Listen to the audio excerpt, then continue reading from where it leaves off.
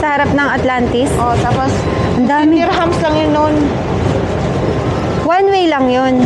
Oo. Yung monorail, anong okay sa monorail? Sa The Point. For me, pagka manood ka ng fountain, sa The Point ka bubaba. Mas okay siya. Pumunta kami dyan, tapos ang end. When was the last time? Welcome to Expo Dubai! Pumunta kami nung concert ng Coldplay. Nako, hindi naman ako may nakapasok. Nagkaroon ng barricade. Nakapasok kayo sa loob?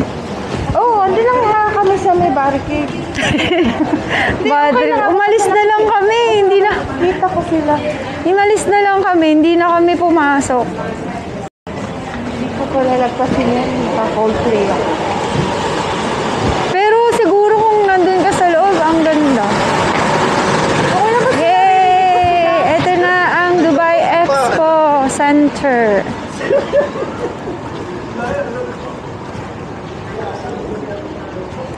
Nakita nyo na ba?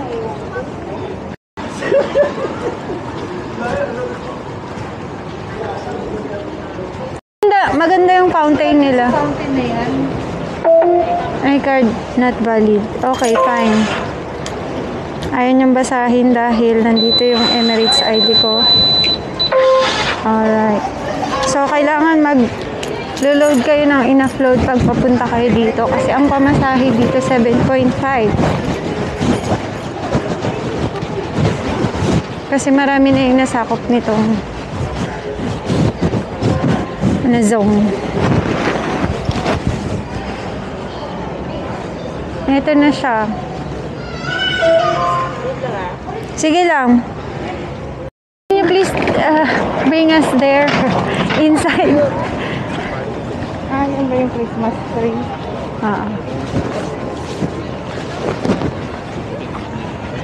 Alright, ito na yung pinaka, ano yan, lahat ng countries na nag-join sa Expo 2020, yung mga flags nila, hindi pa rin tinanggal, no?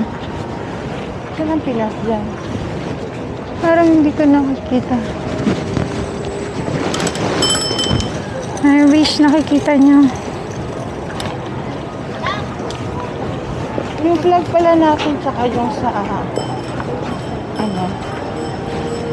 Czech Republic. Almost same. Oo. Ay, ang ganda ng flag, shucks. Yun,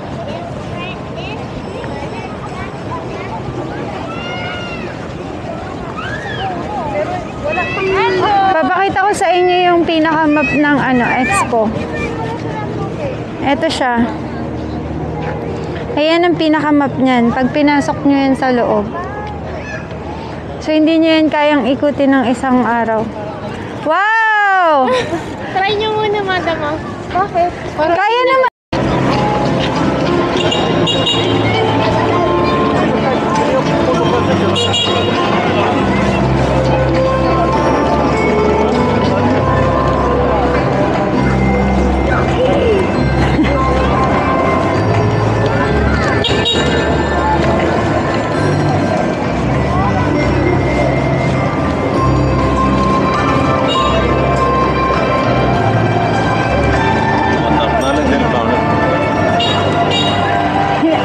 No worries, kapag gamit nyo tong e-bike, hindi siya nakakapagod.